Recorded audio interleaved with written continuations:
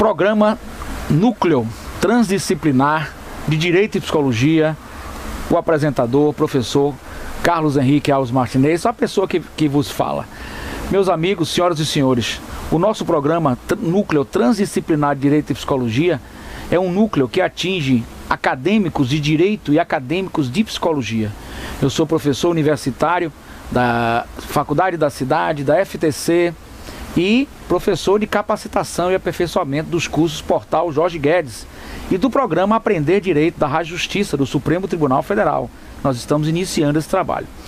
Hoje, pelo que nós pudemos assistir numa reportagem nos Estados Unidos, em que um senhor ficou 37 anos, notem bem, 37 anos preso e era considerado inocente, nós vamos trabalhar em psicologia jurídica a questão da memória.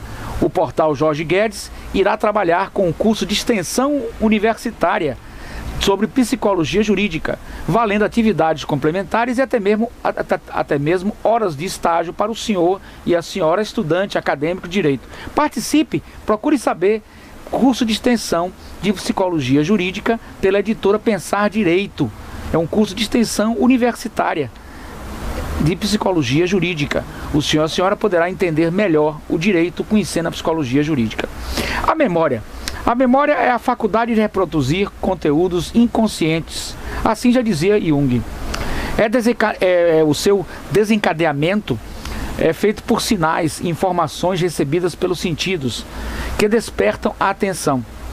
Se esta não acontecer, a informação não ativa a memória. Então nós recebemos hoje 400 bilhões de bits de informação. Só processamos 2 mil. Então praticamente nós não conseguimos captar a realidade do mundo que está à nossa volta. Esse desencadeamento por sinais significa que informações recebidas por sentidos. Os sinais, nós temos uma atenção seletiva. Aqueles que têm a maior associação de ideias nossa. Já dizia Freud, nós temos a associação de ideias, ou seja, ideias já que estão armazenadas em nossa memória. Esses sinais vêm por um processo de atenção seletiva, nós associamos essas ideias, processamos esta informação e aí nós temos o output, ou seja, a saída.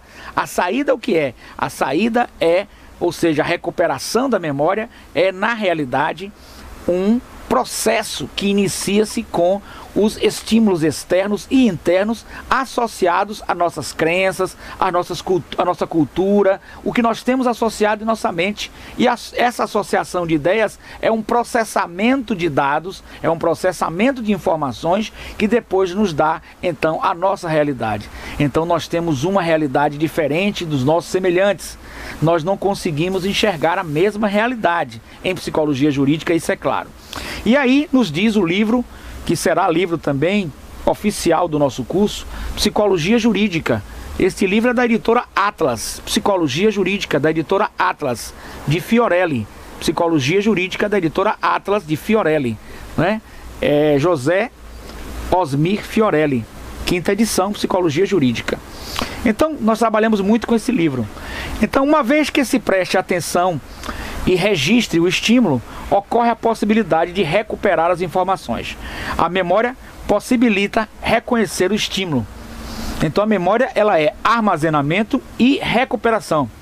Não esqueçam disso, a memória é armazenamento e recuperação. Nesse processo de recuperação, a emoção intervém de maneira determinante. Nós temos uma situação básica que é a emoção. Então a emoção ela é decisiva, pois ela faz a composição da recuperação da memória. A memória é recuperada de acordo com a composição que é feita no processo emocional, que também interfere no processo de armazenamento, captação, atenção seletiva e recuperação da memória. A emoção é muito importante. A emoção, ela faz composições. Acontecem então composições, preenchimento de lacunas, distorções, ampliações, reduções de conteúdos e, sem dúvida, afeta o próprio reconhecimento. Nós temos batido aqui que eu, como advogado, na esfera criminal, eu tenho um caso específico de um réu que foi reconhecido única e exclusivamente. Ele estava num bar, né, foi ver passou pelo bar e encontrou com a noiva, com a ex-noiva, e simplesmente saiu. De repente, 2 tiros ocorrem, né? As vítimas são atingidas. Uma sobrevivente o reconhece à noite, 1h da manhã, né, praticamente, depois de ter ingerido bebidas alcoólicas. Isso comprovado no inquérito. Não digo nomes em respeito à família das vítimas e em respeito a toda a sociedade, embora o réu tenha sido totalmente atacado. Como foi esse de 37 anos? Totalmente atacado no momento do crime, toda a mídia cai em cima com um sensacionalismo violento. E depois passou essa pequena reportagem no jornal de que ele era inocente. Quem paga isso? 70 e poucos anos, 37 anos na cadeia e era inocente. Então isso se deve ao problema da atenção e do reconhecimento. A vítima, uma vítima apenas, reconhecer o réu não é motivo nem para que ele possa ser levado a júri popular, porque não há indícios suficientes de autoria, nem para sua condenação, nem tampouco condenação. Então é um absurdo, o réu encontra-se preso, o que nós achamos, a defesa acha um absurdo, porque não existe um lastro probatório. Se a vítima reconhece, estou falando formalismo jurídico, se a vítima reconhece, existe um lastro probatório de outras fontes de provas concretas, não ilações, pensamentos, não, provas concretas, e há o reconhecimento, aí neste momento sim, nós temos que a vítima, aí nós temos que o réu pode ser, pelo menos, pronunciado para o júri popular. Fora disso, não há como pronunciar o réu para júri popular. Não existe isso, certo? Eu acho que nesse caso há um grande equívoco judiciário, um grande erro judiciário, que amanhã ou depois nós podemos estar igual a esse caso dos Estados Unidos, que nós vamos passar, que o portal Jorge Guedes acabou captando através do Jornal Nacional da Rede Globo. Um jornal de alta qualidade, diga-se de passagem. Então, nós estamos vendo que podem ocorrer, e esses erros ocorrem pela memória. Por exemplo, reconhece de imediato na rua, no shopping, uma música que foi marcante de algum momento da sua vida. Outras que nada significaram, nem mesmo são ouvidas. O estímulo é descartado. Então o estímulo reconhece ao você passar na rua uma música que você ouviu, que você gostou. Então isso se chama atenção seletiva. Para o quê? Para armazenar na memória e associar a associação de ideias àquela informação que você já tinha e que foi agradável para você. Outra, pela atenção seletiva, você simplesmente nem sequer consegue perceber, nem sequer consegue armazenar, muito menos recuperar. E o que a emoção faz? A emoção faz trazer para si, para o seu egocentrismo, para o seu ego, todas as condições distorcidas a seu favor. Você acha que tem razão, você vê a sua razão, você vê o criminoso que atirou em você, mas na realidade nós estamos estudando em psicologia jurídica a questão da Gestalt terapia, em que você vê a figura comprovadamente, cientificamente em Gestalt terapia, você vê quando se apontam, Deus livre guarde, uma arma para o senhor ou para a senhora, você vê o cano da arma, o resto é o fundo, a figura você centra, você consegue ver com total atenção, o fundo você vê de forma en passant, de passagem. Então reconhecer uma pessoa no dia do crime, 1h da manhã, depois de ingerir bebida alcoólica, é uma temeridade absurda que pode levar o inocente à cadeia. É isso que nós estamos trabalhando aqui na psicologia jurídica. E é isso que o nosso curso vai trazer também. E o nosso curso também traz a questão da psicologia jurídica nas organizações, a psicologia organizacional jurídica. Por quê? Porque nós temos também que no trabalho, por emoção, por necessidade do emprego, não é? E outros fatores familiares, emocionais, podem levar com que você vá para o trabalho e você tenha uma visão distorcida. Por isso nós damos assessoria na questão da psicologia organizacional, empresarial, ou seja, na análise do comportamento nas empresas, fazendo com que o empresário possa ficar tranquilo e haja uma harmonia no seu trabalho, nos seus colaboradores, haja então a questão interpessoal, das relações interpessoais, ajustes das relações interpessoais. Esse é um serviço oferecido pelo nosso escritório, junto com o portal Jorge Guedes. Então nós também trabalhamos com isso e vamos lançar esse curso de análise comportamental empresarial nas empresas como extensão universitária. Então isso tudo requer a memória. Ela tende a fazer com que questões dolorosas sejam esquecidas. É uma forma de você, a pessoa humana, se proteger, é um mecanismo de defesa. Por quê? Porque as questões doloridas nos trazem desprazer. E Freud dizia que o nosso inconsciente, o nosso id, ele quer o quê? Prazer. Então o que vem à tona do id é um anseio por prazer. O desprazer, ele tende a ser reprimido para o inconsciente e não aflorado. Então as questões doloridas, elas tendem a ser esquecidas. Essa tendência contribui para que muitas pessoas não se recordem de detalhes importantes de eventos ocorridos com elas ou com outras pessoas, quando chamadas a testemunhar, por exemplo, em juízo. As pessoas não sabem, né? Neste caso que nós falamos aqui, do nosso constituinte, ninguém testemunhou ouviu ele atirar, viu ou ouviu ele agredindo, nada, não existe nenhuma testemunha, somente ilações, que são pensamentos distorcidos de preenchimento de lacuna. Ele era ex-noivo, ex-namorado, estava no local, logo nós precisamos preencher essa lacuna, logo foi ele. Eu não vou parar de falar isso, não adianta. Eu não estou fazendo agressão a quem quer que seja. Não adianta. Eu estou falando a psicologia jurídica. Eu estou falando de algo científico. Não estou falando nada pessoal.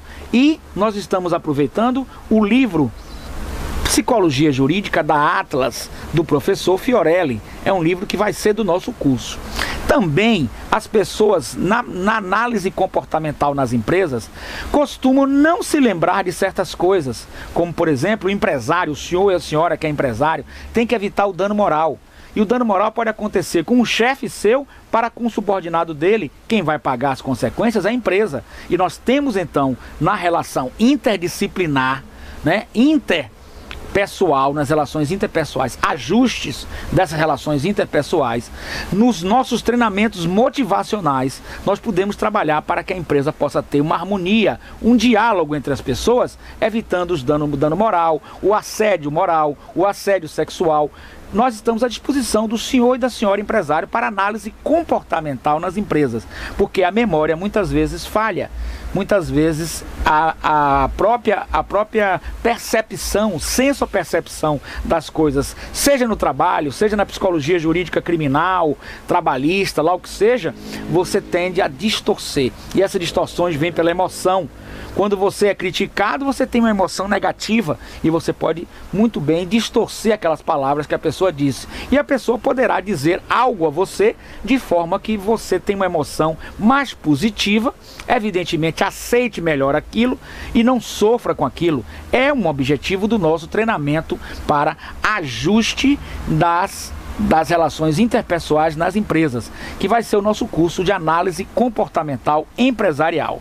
Então, prosseguindo, os mecanismos psíquicos protegem a mente, embora possam ser um obstáculo para identificar a verdade dos acontecimentos. A verdade dos acontecimentos é muito difícil de ser descoberta, principalmente com a prova testemunhal. E as provas periciais, na realidade, elas nos levam apenas a indícios, que podem ser concatenados, que podem ser agrupados para chegar a uma logicidade da prova. Mas quem sabe, a certeza pode estar longe disso. 37 anos na cadeia. Pensem isso.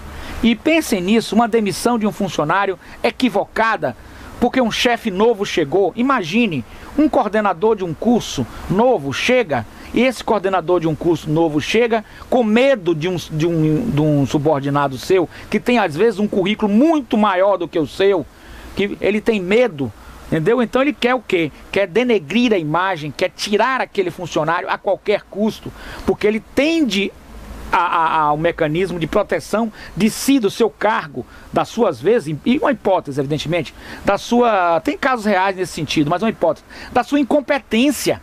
Ele tem medo da competência do outro. Então ele quer denegrir e colocar para fora a qualquer custo. Então o dono da empresa, os diretores, têm que estar atentos a isso. Porque é preciso ter cuidado e cautela com as pessoas quando elas assumem os cargos. Para que a verdade venha à tona e não seja distorcida pela memória e pela senso-percepção das pessoas nas empresas, na psicologia jurídica, que possam ocasionar um erro de interpretação, um erro de visão, um erro de olhar da própria realidade. Mira e Lopes, 2007, página 174, assinala que o juiz crê que quanto mais viva e emotiva tenha sido a situação, tanto melhor tem de ser recordada pelo sujeito.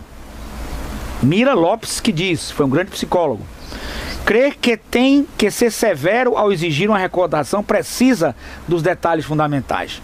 Pois bem, são precisamente esses detalhes os que se olvidam, ou seja, esses detalhes escapam da memória. Não tem como o juiz, não tem como o psicólogo, não tem como um psicanalista, ninguém forçar a pessoa a se lembrar. A pessoa se lembra e às vezes se lembra de forma distorcida. E essa distorção leva a erros processuais, leva a erros de interpretação, leva a erros judiciais. E também leva a erros na contratação de funcionários na sua empresa, do senhor e da senhora. Leva a erros que podem prejudicar a sua empresa num dano moral, ou no assédio sexual, no assédio moral, enfim, erros de interpretação. E nós estamos com a consultoria na análise comportamental nas empresas, justamente para que haja os ajustes das relações interpessoais e haja o treinamento motivacional e a meditação transpessoal quântica nas empresas para que os trabalhadores, os empresários, os gerentes possam trabalhar melhor, felizes e com menos desajustes, desequilíbrios, desentendimentos e desavenças. Efetivamente, destaca-se, não há consenso entre os estudiosos quanto à hipótese de que as questões dolorosas são preferencialmente esquecidas. Não há consenso. Cada caso é um caso, cada ser humano é singular, cada ser humano reage a determinadas situações de alguma forma. Um soldado que vem da guerra, certo? Quando ele está no hospital se tratando, ele sente, comprovadamente, ele sente menos dor do que um cidadão que vai a um dentista para fazer um tratamento dentário qualquer. Por quê? Porque ele já veio da guerra. O fato dele estar vivo no hospital já é um grande alívio, porque ele viu várias pessoas, vários soldados igual a ele morrer. Então, o sentimento de dor, ele é também relativizado. Ele depende muito da emoção que a pessoa sinta. A emoção faz com que a pessoa sinta mais dor, menos dor. Pessoas mais sofridas tendem a sentir menos os impactos dolorosos e frustrantes da vida. E tem pessoas que têm um grau muito pequeno de tolerância a frustrações, até mesmo pela sua criação, e essas sofrem mais. Enfim, a vida oferece reveses e as pessoas têm que estar preparadas para enfrentá-los. Como perdas de entes queridos, perdas de emprego, perdas de situações, perda de pessoas do seu convívio, separações, afetividade, etc, etc, etc. Então, não existe entre os estudiosos uma situação de consenso sobre a questão do esquecimento. Coisas interpretadas como relevantes parecem ser lembradas com maior facilidade, ainda que o critério de relevância seja situacional e mediado pela emoção. Notem bem o que ele diz aqui. Relevância é uma questão situacional e mediado pela emoção. O que eu vou me lembrar, ou que outra pessoa vai se lembrar na questão da memória, na questão de relatar alguma coisa ao seu chefe que ocorreu, ou na psicologia jurídica, criminal, trabalhista ou outra área qualquer, depende muito da situação que você estava, do momento que você estava. E isso é mediado, isso é feito uma mediação por uma questão emocional. Depende de como sua emoção estava naquele momento. Mau humor, bem humor, fragilizado, forte, enfim. Tudo isso tem que ser analisado de forma, na psicanálise jurídica, na psicologia jurídica, se analisa todos esses fatores para chegar a uma conclusão mais exata. O ser humano não é único, não é igual, cada ser humano reage de uma forma a determinada situação. Por esse motivo, um grande acontecimento, por exemplo, envolvendo um acidente com vítimas, um estupro, um latrocínio, pode ser superado com relativa facilidade por algumas pessoas e deixar sequelas inesquecíveis para outras. Tudo depende da situação e depende também da cultura, depende da formação da pessoa, depende das experiências passadas. Enfim, cada ser humano reage de forma especial e individualizada e singular. Também não há consenso quanto à possibilidade de se reprimir e depois recuperar a lembrança inteira de um evento traumático. Um evento traumático não se tem uma certeza psicológica na psicologia jurídica de como a pessoa vai recuperar essa memória. Então é temeroso você dizer com uma testemunha só, a testemunha que viu um retrato deste réu em todos os jornais, em todas as televisões, essa pessoa dizer: é este aquele que atirou naquela noite, 1h da manhã, após o réu, naturalmente, é natural que numa festa, depois de uma festa, tenha ingerido bebida alcoólica. É natural isso, normal, né?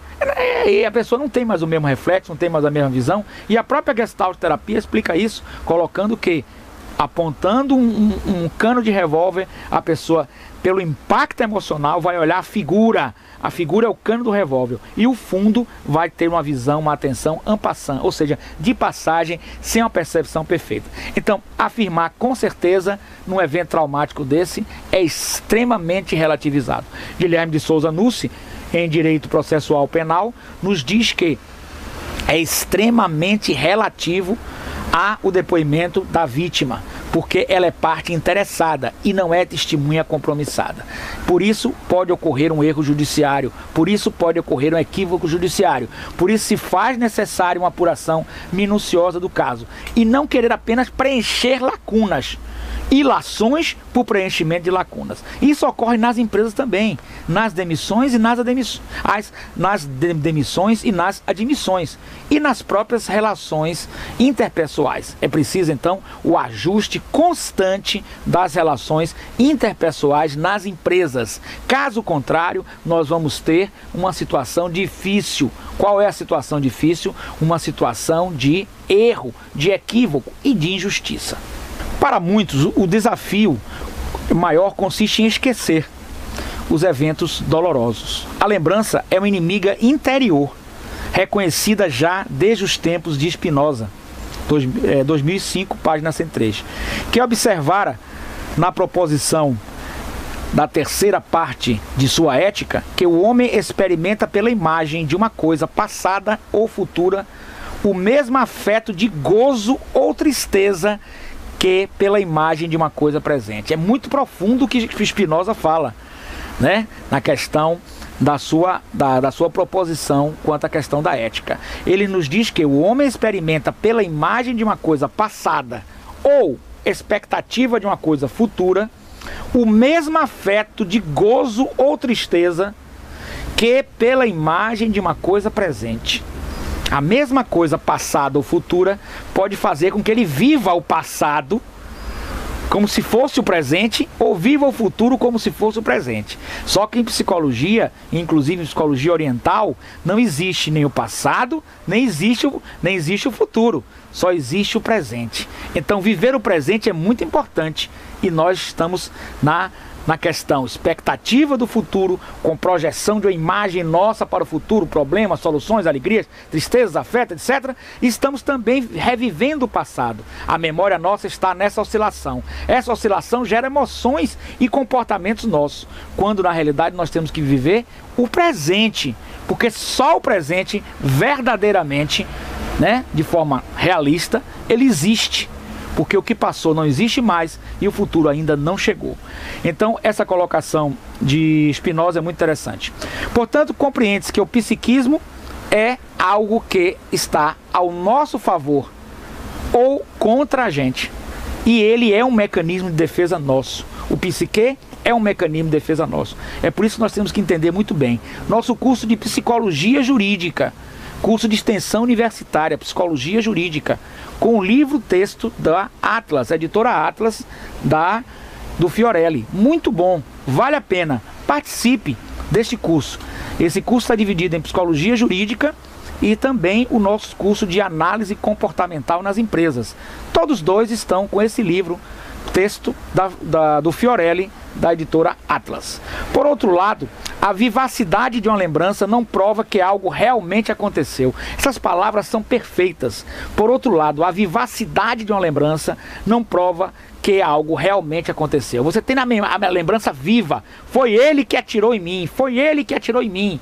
Através, evidentemente, logo depois do crime, esse caso concreto, tem um retrato da polícia entregando a ele o nome, e em todas as televisões passando o nome do réu. Nome e retrato, né? Evidentemente, né? Qualquer caso, igual é mera semelhança, mera coincidência. Então, resultado, aí você tem aquela certeza de que é ele. Essa certeza dessa lembrança traumática, dolorosa, triste, que nós aqui rendemos nossa compaixão, nossa tristeza com esse acontecimento, né? Nossa dor também, a defesa também se manifesta nessa linha, não prova algo que realmente aconteceu. Pode ter sido outra pessoa e novamente estaremos com o inocente na cadeia, como foi o caso nos Estados Unidos. Então, por nítidas que sejam as imagens, elas não se encontram isentas de alterações com o tempo. Elas se alteram com o tempo, elas se alteram com a associação de ideias, elas se alteram com a recuperação, elas se alteram com o dia da recuperação, com o dia que a emoção sua está ou não afeta pelos estímulos externos e internos do cidadão. Por isso, é muito importante ao senhor e à senhora, advogado, juiz, promotor, defensor, a todos, estudantes de direitos, acadêmicos de direitos, estudar psicologia jurídica. Nosso curso de extensão de psicologia jurídica, editora Atlas, da Fiorelli, é o livro-texto do nosso curso. E também para os empresários, para as empresas, análise comportamental nas empresas, ajustes das relações interpessoais, treinamentos motivacionais e meditação transpessoal quântica. Portal Jorge Guedes, concursos de capacitação e aperfeiçoamento. Até breve, até o nosso próximo programa. Nós vamos colocar uma interação entre nós para dúvidas, comentários, etc. Muito obrigado pela atenção dos senhores. Reflitam sobre esses pontos. Vejam o caso que nós vamos passar, o portal Jorge Guedes vai passar, na reportagem do Jornal Nacional, do senhor dos Estados Unidos, 37 anos preso, saiu aos 70 e poucos anos e era inocente. Reflita, pense direito antes de julgar e analisar as coisas, pois nós temos que julgar as coisas com mais sensatez, com mais equilíbrio, com menos emoção e com mais realismo, quem sabe. Muito obrigado a todos, até o próximo programa. Muito obrigado. A justiça americana, muitos anos na prisão, depois de ter sido condenado injustamente pela morte de 2 mulheres. Um exame de DNA foi a peça-chave para descobrir o erro. Segurando sacolas com objetos pessoais, Joseph Sled deixou a prisão e recebeu o carinho de amigos e parentes. A justiça, que durante 37 anos o tratou como assassino, se convenceu de que ele não era o culpado pelo duplo homicídio na cidade de Elizabethtown, na Carolina do Norte. Em 1976, Josephine Davis e a filha Aileen foram mortas com facadas dentro de casa. Aileen foi estuprada. Um dia antes, Joseph tinha fugido da prisão, onde cumpria a pena por roubo. Ele foi responsabilizado pelos crimes e condenado à prisão perpétua. Na época, 2 detentos disseram que ele tinha confessado os assassinatos. Joseph foi libertado graças ao exame de DNA. O exame mostrou que cabelos encontrados no corpo de uma das vítimas não eram dele. Uma testemunha de acusação também mudou a versão e admitiu que tinha mentido. O novo julgamento foi feito a pedido de uma comissão estadual que investiga réus que alegam ser inocentes mesmo depois de condenados. De quase 1.500 casos analisados, 8 terminaram com a libertação dos presos. A família das vítimas ficou indignada com o resultado. O promotor disse que o Estado errou, pediu desculpas a Joseph e prometeu reabrir a investigação para encontrar o verdadeiro assassino. Livre aos 70 anos, Joseph disse que se sentia ótimo. Ele saiu da prisão com um sobrinho que acabou de conhecer e no restaurante sentiu de novo o gosto da liberdade. Quando você tem consciência de que é inocente, você consegue conviver com isso. É entre você e Deus. Ele sabe disso. E aqui no Brasil, em Alagoas, equipamentos que poderiam ajudar a polícia na investigação de crimes estão encaixotados há 1 ano. O repórter Amorim Neto mostra por quê. Paula procurou a polícia para investigar a morte do filho de 9 meses por suspeita de intoxicação. Mas o inquérito está parado porque o Instituto de Criminalística de Alagoas não consegue fazer o exame que comprova do que a criança morreu. Vai fazer 3 meses que o meu filho morreu e nada de exame, nada, de resposta nenhuma. A resposta poderia ser rápida se o equipamento que faz o exame não estivesse numa destas caixas. É um cromatógrafo que identifica substâncias tóxicas líquidas no corpo humano. São 47 equipamentos comprados por R$2 milhões, dinheiro de um convênio do Ministério da Justiça com o governo de Alagoas. O prejuízo é que ficam crimes sem resolução, porque em casos de mortes por envenenamento, em casos de suicídio por substâncias diversas, não é possível detectar a causa-mortes desses casos. Com os equipamentos, Alagoas poderia ter um dos mais modernos laboratórios de investigação criminal do Nordeste. Mas o prédio que abriga o Instituto de Criminalística é antigo e sem reforma não há como instalar os aparelhos. A reforma iniciada há quase 2 anos não teve continuidade. As salas estão sem o forro. A rede elétrica está danificada e exposta. É um entrave burocrático, foi feita uma alteração e essa alteração teve o parecer desfavorável do órgão consultivo do Estado. Isso terá que efetivamente ser superado para o laboratório da perícia ser instalado, porque hoje temos uma perícia muito precária.